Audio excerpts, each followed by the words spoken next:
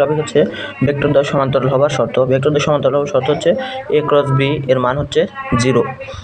Vector দ্বয় সমান্তরাল মানে কি? এদের মধ্যবর্তী কোণ 0। মনে করো a একটা ভেক্টর, b এদের মধ্যবর্তী কোণ 0 হলে ভেক্টর দ্বয় কি হবে? সমান্তরাল। এরা কিন্তু সমান্তরাল ভেক্টর। আমরা আগে দেখছি যে ক্রস গুণ, এর ক্রস গুণের মান আসে হচ্ছে a b sin থিটা আসে। যেহেতু সমান্তরালের ক্ষেত্রে থিটার মান 0 ডিগ্রি, তাহলে a ক্রস b এর মান equal to a b sin 0 degree. তাহলে সাইন 0 ডিগ্রির মান কত? 0। তার কারণে a ক্রস b এর মান কি আসতেছে? 0 আসতেছে। আর এই ক্রস গুণনের মান 0 আসা মানেই কি ভেক্টর দ্বয় সমান্তরাল। এখানে আমরা দুটা মেইন একটা ফর্মুলা দেখি। দেখো, a একটা ভেক্টর, এই b একটা vector. a x i cap plus a y j cap plus a z k cap. আর একটা ভেক্টর নেব b x i cap plus B Y J cap plus B Z K cap. এখন বলছে এই vector দুটা কি সমান্তরাল হওয়ার শর্ত কী হবে? এরা সমান্তরাল বলে দিয়েছে যে এরা সমান্তরাল। তাহলে এখন কি হতে পারে? A X divided by B X equal to হবে A Y divided by B Y equal to হবে হচ্ছে A Z divided by B Z, A Z divided by B Z.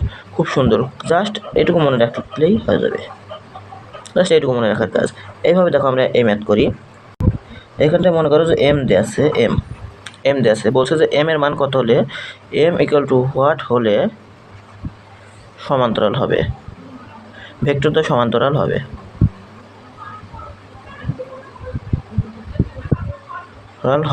এখন আমরা দেখো সমাধান।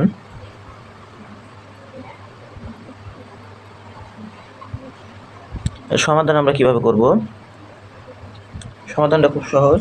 দেখো, এখানটা হবে হচ্ছে 5 divided by 2 equal to m divided by -3 equal to 3 divided by 4। m এর মান এখানে দুইটা আসতে পারে। দেখো, প্রথমে এই দুটো ইকুয়াল যদি নেই, দেখো 5 divided by 2 equal to m divided by -3, তাহলে আর গুণ করলে আসছে 2m ইকুয়াল টু মাইনাস কত? 15।